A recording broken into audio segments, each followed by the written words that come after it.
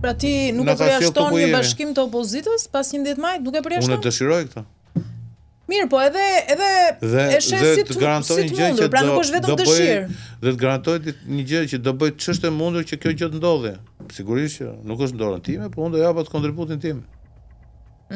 Po nëse Edi Rama merr. Dhe le t'ja lejm pastaj këtë gjë t'ja lejm demokratëve, opozitarëve që të zgjedhin se kush do jetë rruga më e mirë. E kuptoj. Por gjithmonë me votë. Po nëse Rama merr mandatin e 4 dhe opozita humb, çfarë duhet të ndodhë sipas teje?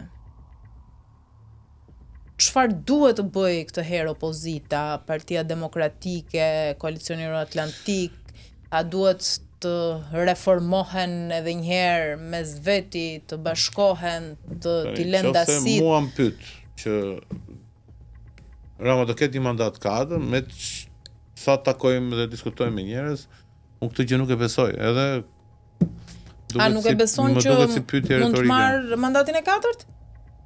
Unë ja. Po si, nëse nuk e beson këtë, atëherë ti thuaj që do fitoj Partia Demokratike?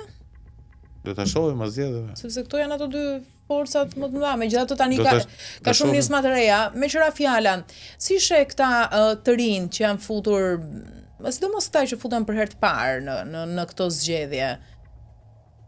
Duket se kam fituar jo pak territor, apo kjo vjen nga që janë lodhur me të vjetrit shqiptarët edhe ndaj po marrin zë në këtë moment këta. Pikërisht kjo e fundit sapo thot. Njerëzit po mundohen të gjejnë shpresë diku. Sepse po shikojnë njëjtat persona të dështuar, njëjtat kandidat për deputet. Këtë rrallë kandidon këtu, pastaj mbaron mandatin këtu, shkon në një zonë tjetër, Për shembull, edhe njerëzit po kërkojnë një dritë jeshile në fund tunelit. Prandaj thash që lista e koalicionit euroatlantik është shumë e mirë se çdo listë tjetër. Pra le të themi dhe unë shpresoj që shqiptarët do ta shikojnë këto me syrin e të vërtetës, me syrin e shpresës, jo me syrin e këtyre portaleve apo memeve, ku diun se çfarë. Po mirë, nëse është kështu që ti thua shqiptarët janë lodhur nga të vjetrit, për shembull, përmend këtu Ramon, Berishën, etj. Pse nuk i largojnë me vot, por kur vjen dita e votimeve, se këtu nuk është se ka zgjedhje, realisht, konfirmohen sërish këta. Pra, kanë arritur në një konkluzion shqiptarët që ne nuk i heqim dot, por vetëm kur t'ikim vet. Po pse po të njëjtit njerëz, këto forca politike i rivendosin, dhe nuk kanë alternativë tjetër. Kështu që shqiptarët po mundohen të shikojnë tani në një parti nga këto që për mendimin tim s'kan as program, as besueshmëri, as ka mënyra se si artikulohen. E ke për partitë e reja? Patjetër, për disa. Pa dashmi përmend, sepse kështu që, por në të njëjtën kohë nga partitë e mëdha kemi edhe kandidatë për deputet që janë rishtas të ri, por që janë me lidhje shumë të forta me të vjetrën, apo të ri në Tiranë dhe të vjetër dhe të përzën nga zona tjera, nga qytetet tjera. Kështu që edhe kjo është një problem vete, sepse paktën në njësinë 3 dhe 4 unë i njoh thuajse të gjithë kandidatët për deputet, thuajse, sepse ka dhe ca që nuk i njeh njëri. Edhe shikoj që banojnë në një X zonë Tiranës, zyrën e hapin Kënaqësia Bashkiake nr. 4. Shiko, si mundesh që ti s'ka hap zyrë ke lagja jote? Je kandidat për qarkun e Tiranës dhe nuk e hap zyrë në lagjen tënde. Pse ndodh kjo? Pse e bëjnë këtë? Dhe vinë njësinë bashkiake nr. 4, shikojnë ashtu si zonë që se këta ashtu këtu mund të ashtu marrim në vote me llafe të bukura, Po pse bëhet kjo? Ama po të shkosh tek shtëpitë e tyre, të garantoj për këtë, komshit nuk i flasin. Komshiu nuk e votën. Komshiu nuk e votën. Pra, unë mendoj që edhe dëshiroj dhe i lutem elektoratit shqiptar të shikoj mirë, të hapi syt mirë për cile e votën. Nuk ka rëndësi kush i troket tek dera, miku, shoku, vllai, interesi për çku për të votu. Jo, t'i hapin syt mirë, sepse vota është arma më e fortë që në demokraci, vota është arma më e fortë që qytetarët kanë. Dhe këtë armë do ta shfrytëzojnë mirë. Nuk i pëlqen Hyseni, mos e votojnë Hysenin. Po të votojnë një më të mirë se Hyseni. Nuk i pëlqen dikush tjetër, mos ta votojnë. Jo, këtë e kam kushuri, këtë e kam shok, këtë e kam kështu, ky më ka kry këtë hall, ky më ka kry këtë punë, se shiko se kam gocën e tezës në punë atje, çun në xhajës në punë këtu edhe do t'i jap votën. Jo. Po mirë, pse duhet votojnë ty atër? Qytetarët shqiptarë. Pse duhet votojnë Hysen Xhurën? Hysen Xhurën duhet ta votojnë në rast se Hysen Xhura i ka shërbyer mirë atij komuniteti ku ka shërbyer. Patjetër që unë kam kurajën të rikandidoj dhe të kërkoj votën prap.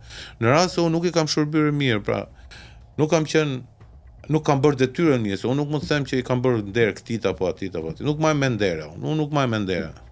Edhe kur qytetar shpesh më ndodh që më thonë, shiko se ti më ke bërë nder, them shiko, nuk kam bërë asnjë nder, kam bërë detyrën. Për këtë kërkova vot besimin. Mirë, po ky kontribut në kohë për kthej dhe në vot nesër, pra sot që ti kërkon votën. Kjo është demokracia. Nëse ti punon dhe punon, e bën detyrën tënde mirë, atëherë qytetari normalisht duhet votojë. Në rast se ti nuk e bën detyrën mirë, atëherë qytetari nuk duhet votojë, po jo, në momentin që ti ndron zonën dhe shkon nga një zonë në zonën tjetër, pa nga qarkun tjetër, normalisht që ku do ta kuptojë ai se kush. Pra do gënjehet prap.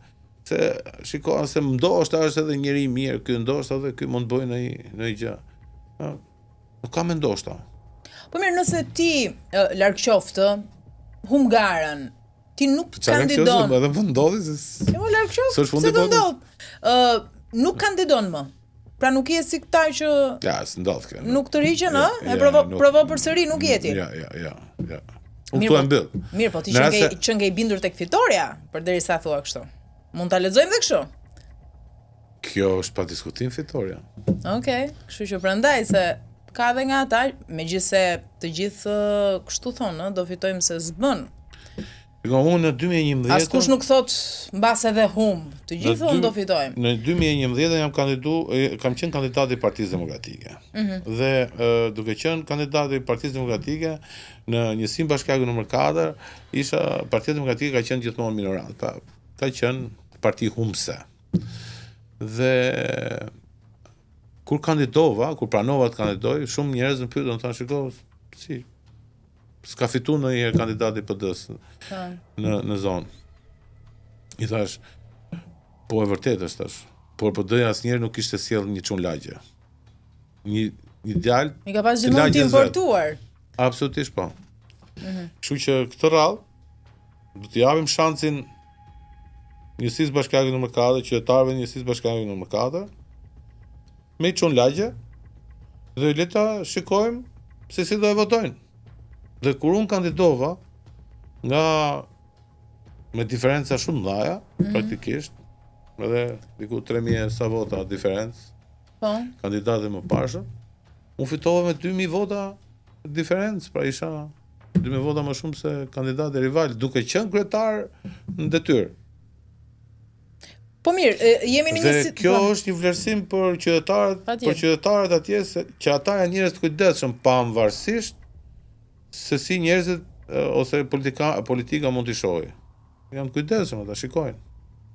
Po fushatën e bëni në bashkëpunim, për shembull keni takime bashkë me kryetarin Lulzim Basha, si u ka orientuar ai, si e keni këtë planin e bashkëpunimit me të? Apo secili për veten e vet në terren?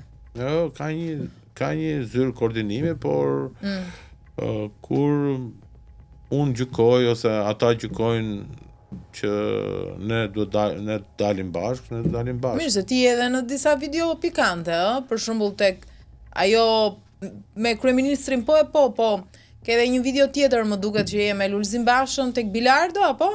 Po. Që emrin tënd thërret ai. Po. je bërë pjesë e këtyre videove pikante, tani e di që këto kanë interes, kanë shikueshmëri, si me thonë, po ja ndjen lezetin këtyre. Kur apo të fton vetë Basha edhe Jo, kështu ka qellu. Megjithatë, kur ishte koalicioni Euroatlantik rashorti numër 4 kam qesh, se thash fitoria e Bashkisë Tiranës në 2011 erdhi nga njësia 4. Pa, një diferencë shumë e madhe, humbje.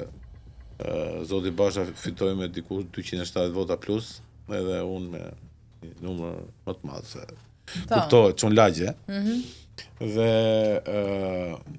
Dhe qesha.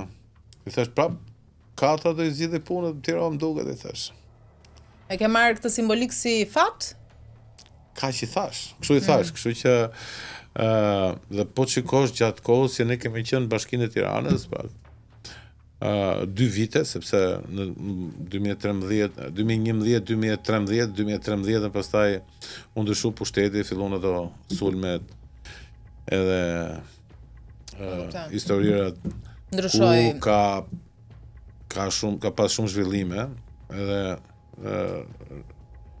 në atë periudhë kohë unë kam qenë në fokus të opozitës për shkak të përplasjeve që kishim me qeverinë qendrore. Megjithatë, në 2 vite të para janë në zonën time, njësinë bashkiake numër 4 janë bërë punë që nuk kishin bërë për vite me radhë, qysh nga vitet 90, kështu që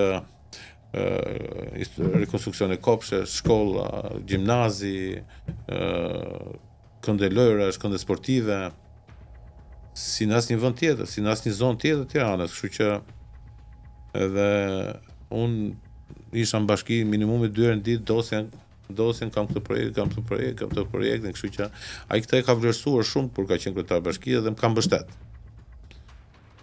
Dhe faktet tregojnë që për 10 vjet që unë isha largu nga njësia bashkiake numër 4, të gjitha ato këndet sportive apo këndet e lojrave për fëmijë mes pallatesh ishin të paprekura, të pa rekonstruktuar, pa mirëmbajtura, vetëm pasi morën vesh që do jem unë kandidat, fillon t'i rregullojnë sepse kishin frikë se po i thoja, shiko, unë kur isha i bëra këto dhe këta nuk i mirëmbajtën. Pra